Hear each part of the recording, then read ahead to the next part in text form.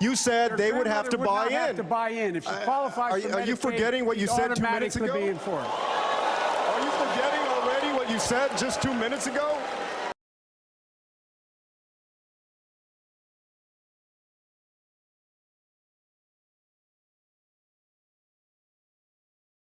What's up guys, Derek, moreplates.com. Today we're going to be doing a bit of a different video. I am going to be preparing Joe Biden's hypothetical protocol for mental acuity and sharpness, because he definitely, or at least in the opinion of some, may need a little bit of a boost. So if I was hypothetically his trainer slash coach slash whatever the fuck for pharmacologic intervention to get him prepared to survive a debate, what would I put him on exactly? That is what we're going to be delving into. So Joe Biden, I guess he has, to be honest, I don't even follow what is going on that much because I live in Canada, but I am tuned in enough to know that this guy has a reputation for not being all there mentally and is also nicknamed Sleepy Joe. So I have a very particular stack in mind for this individual, and from what I've seen on some of his interviews, I feel like this is the right call. So as well as based on his age and based on just all of the red flags I have seen in the content that I have consumed over the past bit researching for this video topic. So as far as the first thing, we're gonna be talking about hormone replacement and androgens. So the first thing that is a no-brainer is testosterone replacement. So if he is not already doing it, which presumably he's not, he needs a test base in there. We're gonna put in at least 125 to 150 milligrams of tests. We're going to make sure he doesn't have any clotting disorders first. We're going to check his blood work elaborately. We're going to check, do an echocardiogram. We're going to do a calcium score. We're going to do everything to make sure he's good to go in that department. And let's just assume it checks out. All right, and Sleepy Joe is looking good. We get him on test. Why test and not something else? We'll test the bioidentical hormone we all rely on. Our body knows exactly what to do. It backfills all of the pathways that would otherwise facilitate anabolic and androgenic activity in target tissues. This is what we want to be optimized if we want to be mentally sharp, as well as be as physically capable of handling anything that comes at us, like stepping on stage and walking around and having proper motor function and not breaking a hip. So test. It's a potent substrate for aromatase, and not only is estrogen critical for maintaining bone health, as well as driving muscle growth, as well as driving a significant amount of other physiologic functions in the body, including but not limited to the GH-IGF-1 axis, which also has a significant effect on neuroprotection and neuronal health in general. But on top of that, the effect estrogen itself has on the brain, it's very significant. Testosterone deprivation isn't what's neurotoxic necessarily, it's more so the lack there of estrogen that is neurotoxic. Estrogen is the component that is neuroprotective, not testosterone, which I've covered in elaborate detail and deep dives in my past videos, which you can check out. I'll put a card up here if you want to check out how estrogen facilitates neuroprotection and the evidence of other anabolic agents causing neurotoxicity in a dose-dependent manner when estrogen is not present, and estrogen also providing neuroprotection when it's added exogenously. So we need to facilitate that and drive that pathway, because he is otherwise deficient in it based on what I am assuming. So we need to get the testosterone in there. We need to get the vitality. We need to keep his muscle mass and bone mass up. We also need to drive that brain health as well as cardiovascular health and keep everything dilated, which is why we need that estrogen in there. Also, we need to get that 5-alpha reduction into the androgenic metabolite DHT, because this is largely what is going to enhance motor function, which is one of the main goals we have with Joe. And as well, the psychoactive effects that can be leveraged from androgenic compounds to improve mind-muscle connection, coordination, and overall athleticism, I feel like is something we can leverage as well and should be focused on. And is also why I really want to drive not only the free test up to just fulfill basic functions and get that quality of life up from the free test, but also enhance the amount of 5-alpha reduction that occurs through the total amount of androgen being administered exogenously. I want to make sure he gets a high enough DHT to really facilitate those functions and make sure the motor function is on point, because that is something that is driven more so from DHT than testosterone, believe it or not. The more androgenic, this is why you have power lifters often leverage very androgenic compounds pre-lift, and this is also why bodybuilders leverage heavily androgenic compounds pre-contest. Well, actually lesser so, it's more so to achieve a cosmetic look, but this is more so why bodybuilders use those compounds pre-workout to really drive that neurology and drive that, mind-muscle connection, which is something that we want to make sure we maintain a high level of during this debate process. We want to have the ultimate offsetting of catabolism and musculodegenerative disease, as well as maintaining high levels of brain health, or at least offsetting and mitigating as much as we can neurodegeneration. So this is the goal. And this is what is accomplished with high normal levels of testosterone, DHT, and estrogen. Free ones specifically, we want to make sure that SHBG, sex hormone binding globulin, is low enough that we aren't binding up all the hormones and rendering them essentially inactive, which is the next thing we're going to focus on, which is SHBG. As you get older, your SHBG significantly increases, and this is why proportionally your free circulating testosterone decreases at a far greater rate than your total testosterone does. So this is why you can have guys who are often hypogonadal with symptoms of hypogonadism, even though their total test falls well within the reference range. You don't need to be sub 300 to feel side effects. You can actually be, in the middle of the range. You could even be on the high end of the range and have hypogonadal symptoms if your free test is low. So we want to make sure SHBG is not low, not high, but at, somewhere in the middle. So we can we don't want to hyper excrete testosterone by having SHBG tank, but we also don't want it so high where it more likely is with Joe, where it's binding up a lot of these sex hormones that we are trying to free up to get to target tissues, like the estrogen, the test, and the DHT. The DHT in particular having a multiple times higher binding affinity for SHBG than test and estrogen, and testosterone significantly more so than estrogen. So we want to make sure that if needed, we have adjunct ancillaries to add onto our HRT stack to bind up and kind of occupy SHBG in order to liberate more of the androgens that we are trying to, deliver to target tissues in the body. So we are going to have Proviron on deck for Joe as well. And this is because it has a very high affinity for SHBG and can be used not only to drive more androgenic activity through its inherent androgenicity, but also to bind up that SHBG and free up the hormones that we really want to focus on getting around the body and getting to where they need to go, into the tissues themselves. So we're going to have potentially 125 to 150 milligrams of TRT to start and assess his response. Then we're going to add in 25 to 50 milligrams of Proviron potentially, and we're going to see how that goes.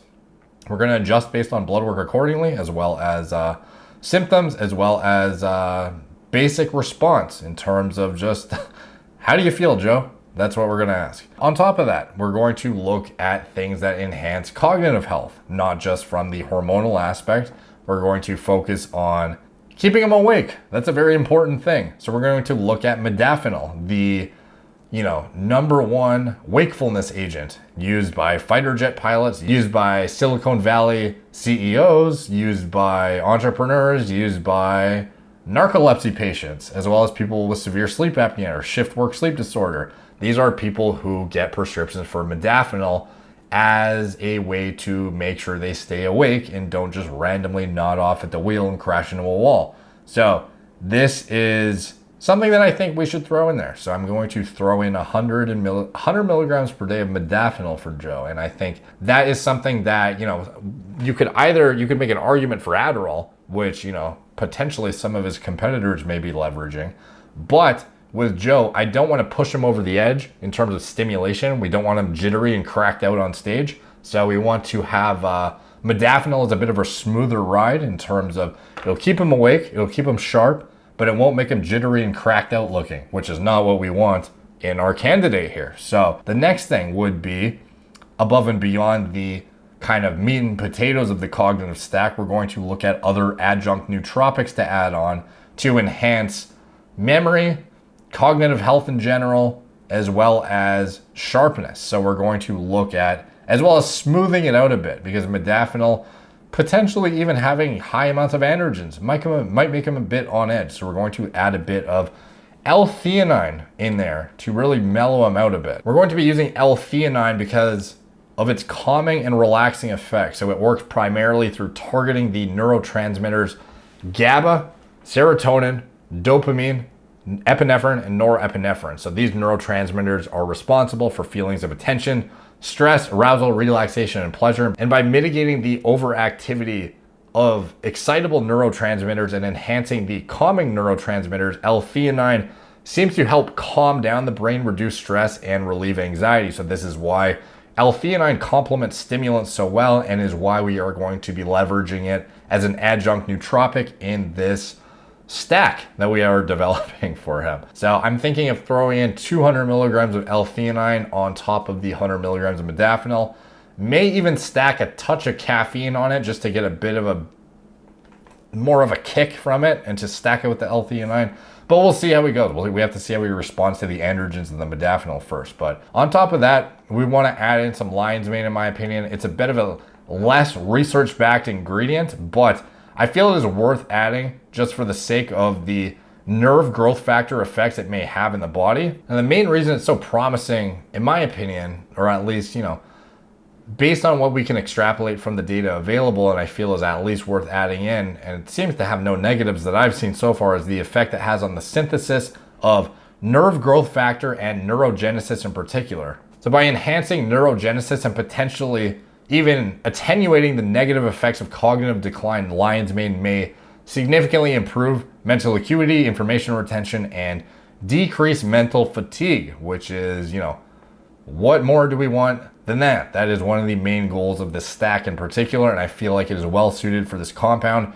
So we are going to be adding in 1,000 milligrams of lion's mane per day, standardized to a 25% extract of beta-glucans. And the effect on cognitive function we've actually seen in some human data on 50 to 80-year-old adults with mild cognitive decline. A double-blind placebo-controlled trial found that the lion's mane treated group showed significantly increased scores on the cognitive function scale compared with placebo group. And we also see in some of the less notable data, we see that some of the studies support that lion's mane can, like I said, enhance the synthesis of nerve growth factor, which is something that's required by neurons to survive and appears to play a pretty major role on neuronal health. So when that decreases in the brain, memory formation, information recall becomes significantly impaired. So if we can, push that and, restore it to, that of a younger, healthier individual, then I feel like that would be definitely worth adding in.